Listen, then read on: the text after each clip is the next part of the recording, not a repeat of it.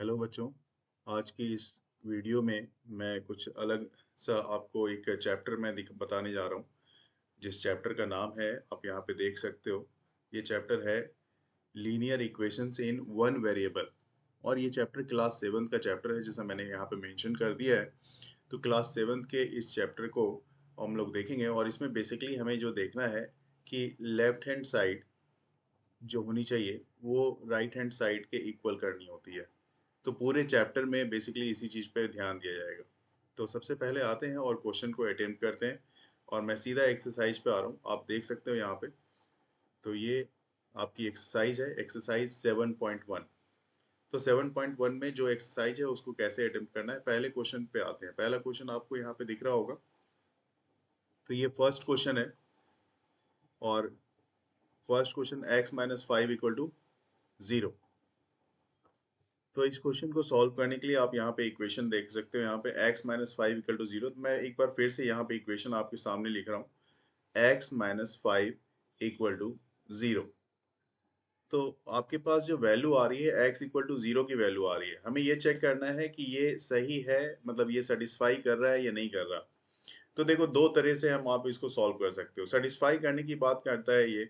तो सेटिस्फाई करने के मामले में आप क्या करो, x की जो वैल्यू इसने दे रखी है 0, वो वैल्यू x की यहाँ पे आप रख दो।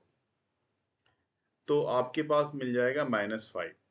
ठीक है, आप या तो आप ऐसा करो x, और ये -5 को जैसे ही आप RHS साइड में ले जाओगे, क्योंकि ये LHS साइड है, अभी मैंने आपको दिखाया था ये LHS साइड है और ये RHS साइड होगा। तो आप जैसे ही इसको RHS साइड ले जाओगे -5 को, तो ये हो जाएगा +5। तो इसका मतलब x की वैल्यू हमारे पास क्या आनी चाहिए, प्लस आप लिखते नहीं हो तो आप सीधा लिख दो x = 5। तो x = 5 ये वैल्यू आपके पास मिल जाएगी। लेकिन यहाँ पे हमारे पास जो दिया हुआ है वो x = 0 दिया हुआ है, तो जो कि गलत है। तो x = 0 नहीं होगा, तो ये वैल्यू सेटिस्फाई नहीं करेगी। तो यहाँ पे आप नो लिख सकते हो। ठीक है। उसी तरह से अगले क्वेश्चन, क्वेश्चन नंबर 2 को देखेंगे, जो कि बता रहा है कि x + 7 = 2। ठीक है, तो इसको सॉल्व करते हैं। अब ये क्वेश्चन आपके पास है, क्वेश्चन नंबर 2 आपके पास है। पहले का आंसर आपके पास 9 आ चुका था। ठीक है, दूसरे के आंसर्स की बात करनी है तो x = अगर आप 7 को इक्वल के उस तरफ ले जाते हो तो ये हो जाएगा 2, और यहाँ पे +7 था तो ये आ जाएगा इक्वल के उस तरफ -7। तो 2 - 7, दैट मीन्स x = आपके पास कितना आना है, -5। तो यस, ये वैल्यू जो आपके पास दी हुई है x = -5, ये सही वैल्यू है और ये सेटिस्फाई करेगी। अब बात करते हैं, मैं जैसे मैंने बताया था कि सेटिस्फाई कर रही है नहीं कर रही, तो इसको चेक कर लेते हैं। तो चेक करने के लिए, जैसे आपके पास इक्वेशन है x + 7 = 2। तो x की जगह पे अगर आप ये वैल्यू 5 जो आपने निकाली है, वैल्यू -5, अगर -5 की वैल्यू आप रख लेते हो यहाँ पे, और +7 = 2, तो -5 + 7 मतलब 7 - 5 कर लो डायरेक्टली। तो ये 2 = 2। दैट मीन्स आप, जो मैंने वहां पे दिखाया था एक तराजू में, LHS = RHS, ये LHS = RHS को सेटिस्फाई कर रहा है। तो ये x = -5 की वैल्यू आपकी बिल्कुल सही है। अगला सवाल आपका क्वेश्चन नंबर 3 है, फर्स्ट का थर्ड पार्ट, जिसमें आपके पास दिया हुआ है LHS साइड में 3x - 24 = 0। तो आप इसको ऐसा लिख सकते हो, 3x = 24, क्योंकि अगर 24 इक्वल के दूसरी साइड जाएगा तो ये माइनस, मैंने बताया, प्लस में हो जाएगा। तो x = हो जाना चाहिए आपके पास 24/3। और जैसे कि आप 3 से इसको डिवाइड करोगे तो 3 8 जा 24 होता है। तो 3 8 जा 24, दैट मीन्स यहाँ पे 8 टाइम्स। तो x की वैल्यू आपकी आ जानी चाहिए यहाँ पे 8। लेकिन आपके पास x की वैल्यू यहाँ पे कितनी गिवन है, 6। तो अब जैसे कि मुझे चेक भी करना है, वेरीफाई करना है कि ये इक्वेशन को सेटिस्फाई करता है या नहीं करता, मैंने जो वैल्यू निकाली है। तो इक्वेशन आपके पास है ये 3x - 24 = 0। तो 3 और x की वैल्यू आप कितनी ले रहे हो, तो x की वैल्यू आ रही है आपकी 8। तो 3 × 8 - 24 = 0। That means 24, 3 8 24 -24 = 0। इसका मतलब ये वैल्यू आपकी सही, आपने जो निकाली है वो वैल्यू सही है, लेकिन यहाँ जो वैल्यू दी हुई है वो वैल्यू x = 6 गलत है। तो इसका आंसर आप लिखोगे नो। उसी तरह से अब फोर्थ पार्ट की बात कर लेते हैं, जिसमें आपके पास 16x प्लस 16 इक्वल टू 0। ये आपका फर्स्ट वाले का लास्ट पार्ट है। तो देखते हैं कैसे सॉल्व करना है। तो 16x इक्वल टू, ये प्लस 16 है, इक्वल के LHS साइड में, इक्वल के RHS साइड में लोगे तो माइनस 16 हो जाना है इसको। तो x equal to minus 16 upon 16, ठीक है। तो ये कैंसिल हो जाएगा, 16 और 16 वन टाइम्स में, तो इसका मतलब ये वैल्यू आएगी -1। x इक्वल टू -1, ये वैल्यू आपको यहाँ पे मिल रही है, इसका मतलब ये सही है और ये फोर्थ वाला आपका सही हो जाता है। तो इस तरह से फर्स्ट के चारों पार्ट आपके कंप्लीट हो गए हैं। अब मैं सेकंड वाले पार्ट पे आता हूँ। ये सेकंड क्वेश्चन भी आपके पास दिया हुआ है और इसमें ये बताया रहा है ये कि x प्लस 13 इक्वल टू 6 और x इक्वल टू -7। इसको मैं साइड कर देता हूँ ताकि ये आप देख पाओ अच्छे से, ठीक है। तो x इक्वल टू -7 ही आ रहा है। कह रहे check whether the value given in the bracket, ये जो ब्रैकेट में वैल्यू आपके पास दी हुई है, is the solution of corresponding equation और नॉट। ये जो आपके पास LHS साइड में इक्वेशन है, इक्वेशन कितनी है, x प्लस 13 इक्वल टू 6। तो ब्रैकेट में जो वैल्यू आ रही है वो इसको वेरीफाई करती है, मतलब ये सही है या नहीं है उसको देखना है। तो x इक्वल टू आप क्या करोगे, 6 और ये 13 को आप आर दूसरी तरफ लेके जाओ, इक्वल को दूसरी तरफ, तो -13 हो जाना है ना। तो x इक्वल टू आपके पास आ जाएगा -7। तो ये जो ब्रैकेट में वैल्यू है x इक्वल टू -7, ये सही है। ठीक उसी तरह से दूसरे वाले को भी आप देख सकते हो, यहाँ पे चेक कर सकते हो। दूसरा वाला इक्वेशन बी पार्ट, ए पार्ट हमने कर लिया है, बी पार्ट जो यहाँ पे दिया हुआ है वो है 8x माइनस 4 इक्वल टू 28। तो इस तरफ ही मैं दिखाऊं आपको, 8x इक्वल टू 28 और ये 4 अगर आपके इक्वल के दूसरी तरफ जाएगा तो +4 हो जाएगा। तो 8x यहाँ पे कितना मिल जाएगा आपको, ये देखो आपके पास हो जाएगा 8x इक्वल टू 32। तो x इक्वल टू हो जाना है आपके पास 32 डिवाइडेड 8, जो कि 8 4 जा 32। दैट मीन्स x की वैल्यू यहाँ पे आपके पास कितनी आ रही है, 4 की आ रही है। और ये ब्रैकेट में भी ये वैल्यू सही है, तो ये आपका ये भी सही पार्ट है। और सी पार्ट पे आप आ जाते हो। सी पार्ट में आपके पास 3p माइनस 4 इक्वल टू 14 है। तो 3p इक्वल टू ये आपके पास आ जाएगा 14 प्लस 4, है ना। तो 14 प्लस 4 18 हो जाता है। तो 3p इक्वल टू 18 हो गया, तो p इक्वल टू आ जाएगा आपके पास 18 अपॉन में 3, और 3 6 जा 18। दैट मीन्स ये वैल्यू आ जाएगी 6 की, लेकिन यहाँ पे जो वैल्यू है p में 5 की दी हुई है, तो ये वैल्यू आपकी गलत है। तो पहला a, सेकेंड वाले का a और b सही है, जबकि c जो है उसमें जो p की वैल्यू आ रही है वो गलत है। अगला क्वेश्चन आप यहाँ पे देख रहे हो, थर्ड वाला है, जिसमें ये बताया गया है, पूछ रहा है ये आपको करना क्या है, right equations for the following statement. मतलब आपके पास स्टेटमेंट दी हुई है और आपको इक्वेशन लिखने हैं। स्टेटमेंट क्या है, the sum of 9 times a and 6 is 24। देखिए 9 टाइम्स a, दैट मीन्स आप क्या लिखोगे, 9a। सबसे पहले चीज तो आप ये कर लो।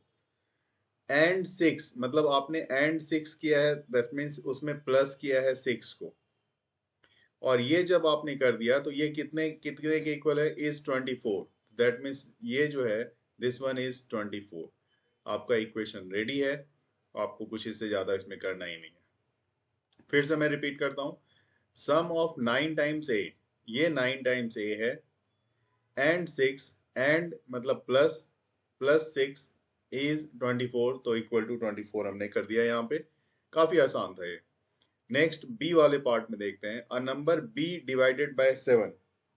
कोई भी नंबर है आपका बी है ना, और उसको डिवाइड कितने से कर रहे हो, 7 से कर रहे हो। तो देखो यहाँ पे बी, ये मैंने बी लिख लिया और इसको डिवाइड कर दिया 7 से, बी डिवाइडेड 7 ऐसे लिख दिया। b डिवाइडेड बाय 7 गिव्स 5, मतलब ये कितना देता है, ये 5 बतलाता है, तो ये इक्वल टू 5 कर दो, हो गया सॉल्व। अब इससे ज्यादा आसान कुछ हो ही नहीं सकता। अगले क्वेश्चन को देखते हैं। कह रहा है कि if 12 is taken away from 5 times y, है ना, 5 टाइम्स y से, 5 टाइम्स y से 12 को निकाल दिया जाए, टेकन अवे मतलब बाहर निकाल दो, तो बाहर निकालना है तो उसमें माइनस कर दो, -12, तभी तो बाहर होगा, -12। तो ऐसे केस में यू गेट 40, आपको कितना मिलता है, 40, तो ये आपका 40 मिल गया। चलिए नेक्स्ट क्वेश्चन पे आते हैं। नेक्स्ट क्वेश्चन जो आपका सी तक हमने कर लिया ना, तो अब डी पार्ट की बात करेंगे।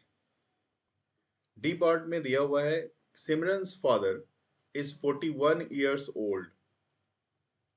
कितना ओल्ड है, 41 years. He he is 5 years older than 3 times Simran's age. ठीक है, तो सबसे पहले जो ये देखना है कि ही इज 5 ईयर ओल्डर देन, तो 5 ईयर्स ओल्डर देन मतलब 5y कर लो आप, ऐसा लिखो 5y, 5y ओल्डर देन। ठीक है, और इसमें आप क्या कर सकते हो, तो अभी आपको यहाँ पे देखना पड़ेगा, ये देखो 5 ईयर्स ओल्डर देन 3 टाइम्स, कितना टाइम्स, तो टाइम्स 3 टाइम्स है, ये ध्यान देना होगा। 3 टाइम्स सिमरन एज, सिमरन के एज का 3 टाइम्स है। तो मैं मान लेता हूं यहाँ पे, देखो एक चीज मैं यहाँ पे मान लेता हूं कि लेट सिमरन की जो एज है, सिमरन की एज को मैं एक्स मान लेता हूं, कि let Simran age is X. तो 3 times of Simran age, that means कहने का मतलब ये हो गया 3x, है ना।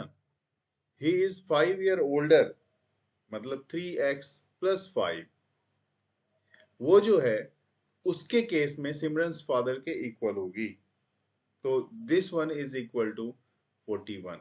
फिर से देखो आप, Simran father is 41 year, Simran के फादर की एज तो आपको क्लियर दी हुई है, कितनी है, 41 ईयर्स है। अब सिमरन की एज को ये किस तरह से बता रहा है, तो बता रहा है कि सिमरन की एज जो है वो 3 टाइम्स जो भी एज है उसके फादर की, उससे 5 साल और ज्यादा है। तो 3 टाइम्स सिमरन एज को मैंने 3x लिख दिया, क्योंकि सिमरन की एज मुझे पता नहीं थी, तो मैंने सिमरन की एज को x मान लिया।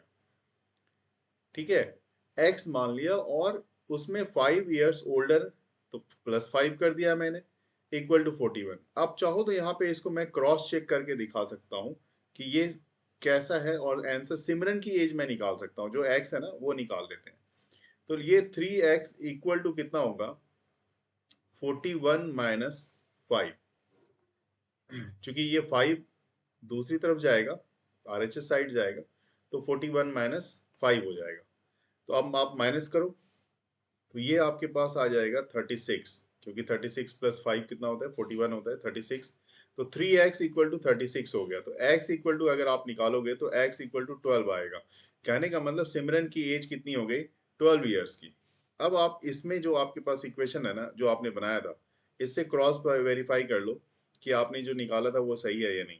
क्योंकि 3x आपने लिखा है, तो दैट मीन्स 3 और x की जगह पे मैं 12 लिख रहा हूँ, जो कि सिमरन की एज है, प्लस 5 इक्वल टू 41। तो 3x, 3 इंटू 12, 36 हो गया, 36 प्लस 5 कितना हो गया, 41। तो इसका मतलब ये 41 LHS साइड और 41 RHS साइड, सिमरन की एज जो है वो 12 ईयर्स जो मैंने निकाली है वो बिल्कुल सही है। नेक्स्ट क्वेश्चन ई वाला है, देख रहा हूं मैं यहाँ पे। In an isosceles triangle the base angle are equals, each of base angles is double the vertex angle।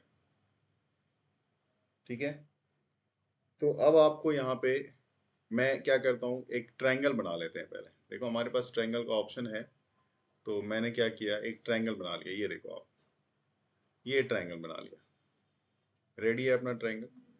अब इस ट्रायंगल में मैं क्या कर रहा हूं, एंगल जो कह रहा है वो एंगल मैं दिखा रहा हूं। तो ये कह रहा है कि सबसे पहले कि each of base angle is double, ये बेस की एंगल तो ये वाली बेस एंगल होगी और ये वाली बेस एंगल होगी, है ना। तो एक काम करते हैं, जो भी वर्टेक्स का एंगल है, वर्टेक्स का एंगल को मैं एक्स मान लेता हूं। तो और इसका मतलब है जी ये दो, अगर ये वर्टेक्स है, ये वाला वर्टेक्स है, इसको एक्स मैं मान रहा हूं, तो ये 2x होगा वर्टेक्स का दोनों एंगल, 2x होगा, क्योंकि ये कह रहा है each base angle is double, है ना। और बेस एंगल्स आर इक्वल, दो बातें कह रही है, बेस एंगल इक्वल भी है और बेस एंगल जो है वर्टेक्स का डबल भी है। तो इस तरह से बेस एंगल इक्वल दिखा दिया 2x का मैंने, और ये वर्टेक्स जो है आपका, ये वर्टेक्स है ना, और ये बेस है इसका, बेस एंगल का। तो ये इस तरह का हो गया। तो अब आपके पास जो अगर इक्वेशन फॉर्म करना है तो आप कैसे करोगे, तो आप लिखो 2x plus 2x plus x equal to 180 degree, क्योंकि sum of all triangles, sum of all angles, जो इसकी इसकी तीनों एंगल की सम कितनी होती है, 180 डिग्री होती है। जहां की x क्या है, x वर्टेक्स की एंगल को मैंने लिया हुआ है। क्लियर है। नेक्स्ट क्वेश्चन है हमारे पास, the sum of two consecutive odd numbers is 44। देखिए जब कंसेक्यूटिव ऑड नंबर्स की बात होती है ना, तो इसमें आपको ध्यान रखना पड़ेगा कि अगर पहला नंबर आपका x है, तो दूसरा नंबर जो होगा ना वो x प्लस 2 का होने वाला है, क्योंकि ऑड नंबर की बात कर रहे हैं, ध्यान देना आप। अगर ऑड नंबर की बात नहीं करता ये, तो पहला नंबर अगर x था तो दूसरा नंबर x प्लस 1 ले लेते, ऐसा ले लेते। और यहाँ पे दोनों का सम कर रहा है, पहला नंबर और दूसरा जो कंसेक्यूटिव नंबर आपने लिया, दोनों का सम इक्वल टू कितना होने जाना है, 44। और ये ऑड नंबर है, क्योंकि अगर मान लो ऑड नंबर की बात मैं एक बार और समझा देना चाहूँ कि ऑड नंबर में क्या है, जैसे 1 है तो 1 के बाद आप 2 तो नहीं लिख सकते ना, 3 लिखोगे। तो इसलिए यहाँ पे अगर ये मान लो x है, तो x के बाद x प्लस 1 नहीं लिख सकते, आप क्या लिखोगे, x प्लस 2 लिखोगे। इस चीज का ध्यान रखना, यहाँ पे गलतियां होती हैं ज्यादातर बच्चों से, तो यहाँ पे गलती नहीं करना है, आपको ध्यान रखना है, अच्छे से करना है इस क्वेश्चन को। अब इस चैप्टर के लास्ट पार्ट पे मैं बात कर रहा हूँ यहाँ पे, और यहाँ ये कह रहा है कि right the following equation in statement. अभी तक हमने क्या किया, अभी तक हमने, हमारे पास स्टेटमेंट दिया हुआ था और मैंने इक्वेशन लिखा था, लेकिन इस बार हमें ठीक उल्टा काम करना है कि हमें इक्वेशन दी हुई है और हमें स्टेटमेंट बनानी है। तो बना सकते हो आप, कोई दिक्कत नहीं है। देखो मैंने पहले ही बताया कि ये जो x है और ये प्लस है, प्लस के बारे में मैंने आपको क्या बताया था कि वहां पे प्लस है, इसका मतलब एंड का इस्तेमाल किया गया है, आपको याद होगा। यहाँ पे प्लस होने का मतलब क्या था, मैंने बता दिया था आपको, एंड, है ना। तो इसका मतलब 7 जो है एडेड टू x, 7 क्यों क्या कर रहे हैं, x में ऐड कर रहे हो, या x को ऐड कर रहे हो 7 में, या 7 को x कर रहे हो ऐड में, बात वही रहेगी। तो ये दोनों मिलके क्या देता है आपको, 9 देता है। तो आप लिख सकते हो 7 एडेड टू x, ये क्या देगा, गिव्स 9।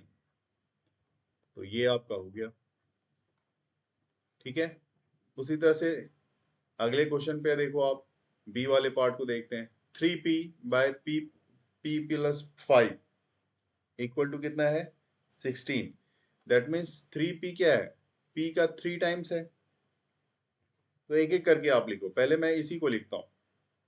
तो 3 टाइम्स p, मैं पहले सबसे पहले यही लिख रहा हूं, 3 टाइम्स p, जो भी चीजें हैं उसको लिख दी। और ये सब क्या है, ये सब डिवाइड है, उसके बाद क्या है, डिवाइड। तो डिवाइडेड, यहाँ पे लिखो डिवाइडेड बाय, तो नंबर 1 में मैंने बिल्कुल स्टेप वाइज लिख रहा हूं, उसके बाद number step wise, this one is divided by, किससे डिवाइड कर रहे हो आप, डिवाइडेड बाय। अब इसमें नेक्स्ट में आपने p को 5 से ऐड किया है, सम ऑफ p एंड 5, है ना, p और 5 के सम से डिवाइड कर दिया, और ये क्या देता है, ये देता है दिस वन गिव्स 16। ये क्या दे रहा है आपको, 16। तो बस ये तीन पार्ट्स आपको ध्यान रखना है। 3 times p divided by sum of p plus 5 gives 16। Clear है? अगले क्वेश्चन पे आते हैं। ये लास्ट क्वेश्चन है इस चैप्टर का, ध्यान से देखेंगे। यहाँ पे अब आप खुद बता सकते हो कि सबसे पहले इसको काम करना है। दैट मीन्स x क्या है, 2 टाइम्स है, तो 2 टाइम्स या ट्वाइस, आप लिखो ट्वाइस ऑफ x, और इसमें या ट्वाइस ऑफ x में से टेकन अवे 5, है ना, तो 5 is taken away from twice of x, ऐसे भी लिख सकते हैं। देखो यहाँ पे मैं लिख देता हूँ, यहाँ पे 5 is taken away, 5 is taken away from 2x gives 20। तो ये हो गया। तो इस तरह से ये चैप्टर आपका पूरा कंप्लीट हो जाता है। एक्सरसाइज 7.1। Thank you.